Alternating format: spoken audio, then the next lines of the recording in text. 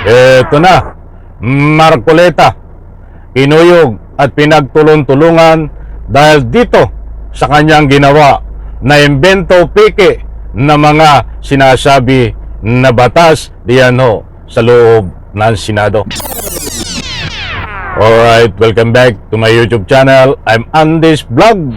Nako ho, mga kaibigan, ito't napakatindi itong ating pag-uusapan dahil dito sa kasinungalingan na ginawa, pinakita sa loob ng Senado tungkol dito sa impeachment nitong si Boy Corriente na si Marcoleta ay bigla hong pahiya, kinuyog at pinagtulong-tulungan. Isang like muna sa video na ito kung nagustuhan nyo po. Sabay-sabay po nating i-like ang video na ito. Sa lahat po ng hindi pa nakasubscribe dito sa aking YouTube channel, please subscribe. Pwede rin po kayo mag-share ng video na ito. Ito ho, mga kaibigan, nako, ay hindi po lahat ng abogado ay abogado. Mayroon pong abogado. Bakit kamo mga kaibigan? Marami ho ang nalinlang, marami ang naloko nitong si Boy Corriente Marcoleta diyan ho nung naganap ang botohan sa loob ng Senado tungkol sa impeachment dahil ang lumalabas ho sa kanyang mga bunganga ay pawang imbento peke, not under the law, wala sa rules. Mga kaibigan, ibig sabihin niloloko niya ang sarili niya, niloloko ang taong bayan. Ngayon nabisto ho doon sa pagiging pagkabisto sa kanya ay napahiya ho. Abogado pa naman dito, ba't ang pinagsasabi pala ay kalukuhan? Eto mga kaibigan, nako ho. He's misguided, he's misinformed, and I hate to say it, pinipilit niya yung mali. Kung nabasa ho niya yung articles of impeachment, kung nabasa niya yung reply namin, kung nabasa niya yung motion for reconsideration namin, kung chinek niya yung sarili nilang record, yung journal ng Congress, malinaw ho doon, mali lahat ang sinabi niya. Lahat? Nako, narinig niyo yun naman mga mahal kong taga-subaybay. According ho dito sa tagapagsalita na si Attorney Audi Bukoy, spokesperson ng House Prosecutors, ayan, sabi niya, lahat ng pinakita, sinabi ni Marcoleta diyan ho sa Senado para ipaglaban na i-dismiss ang impeachment dito sa tinatawag na unconstitutional na sundin dapat ang korte dahil nga dito sa kanyang paliwanag ay tama daw siya, ay lumalabas siya na pawang imbento ang kanyang mga sinasabi. Hindi po ito fake news ang mga sinasabi ko. Mayroon po tayong batayan. Inalahad ko po sa inyo. O ito pa mga kaibigan, pakinggan nyo po. Sir.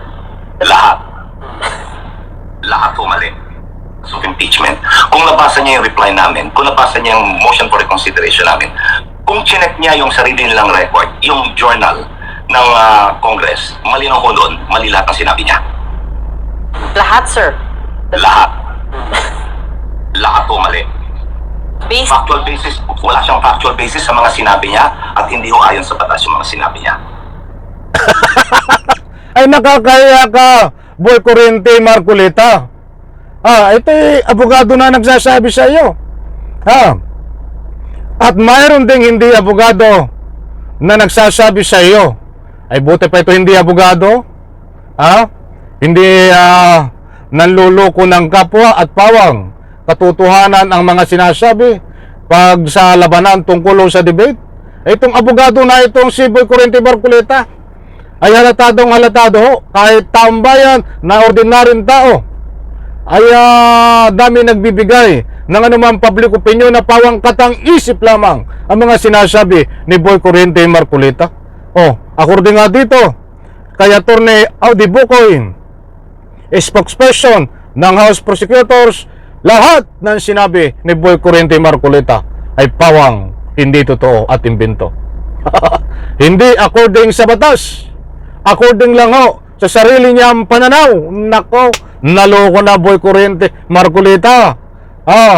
Imbis na kuryente lang ang sisingilin sa iyo, ay ito pa, maraming maniningil sa iyo tungkol sa iyong kasinungalingan. Mahilig mag-imbento talaga ito. Ito. They participated in the plenary, no? Sa House. I'm sorry? During the impeachment, yung nag-deliberation sa plenary. Okay. Kasama po siya ron, hindi ba? O dapat, nandun siya. Dapat nandun siya. Ngayon, kung nandun siya, dapat naintindihan niya. Nung sinabi, hindi binabotohan, hindi duman sa plenary, ibig sabihin, either wala siya doon, or hindi niya inintindi, or he refused to understand. Yun ang nakikita ko doon eh. Then, ang isa pa ko dyan, hindi niya naunawaan yung saligang batas at yung kanilang sariling impeachment rules. Pero most importantly, yung factual basis niya mali eh. It is not... Oy, Marcoleta, panoorin mo to. Tayo naman ay hindi nangusga. Tayo ay may batayan according dito sa ating ibinahagi po sa inyo. Hindi ka nakakaintindi, Marcoleta. Nililigaw mo ang taong bayan, niloloko mo ang iyong sarili. Niloloko mo rin ang Republika ng Pilipinas para lang maipagtanggol mo ang iyong amo na si Sara Mau Pusit Piatos. in conformity with the records of the House. Mali po.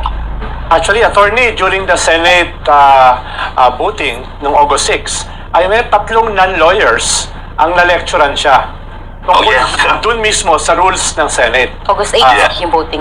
August 6. August 6 nag-caucus. August 8 yung voting. Go ahead. Hindi, August 6. Ay, August Yung voting. August 6 ba? August 6 voting. Okay. Parang naalala ko Okay, dahil yun confused. yung bombing ng Nagasaki eh. That's right. Oo nga pala, sorry. Well, nung sabi sa kanya ni Ping Lacson, parang nahilaw yung pag-unawa ni Senator Marcoleta mismo sa rules ng Senate. Meron din si Senator Senator Soto at saka si Senator Hontiveros. All of these three are non-lawyers Pero Yes. naunawaan nila yung rules ng Senado. Naunawaan nila yung Article 11 ng ating Constitution. No?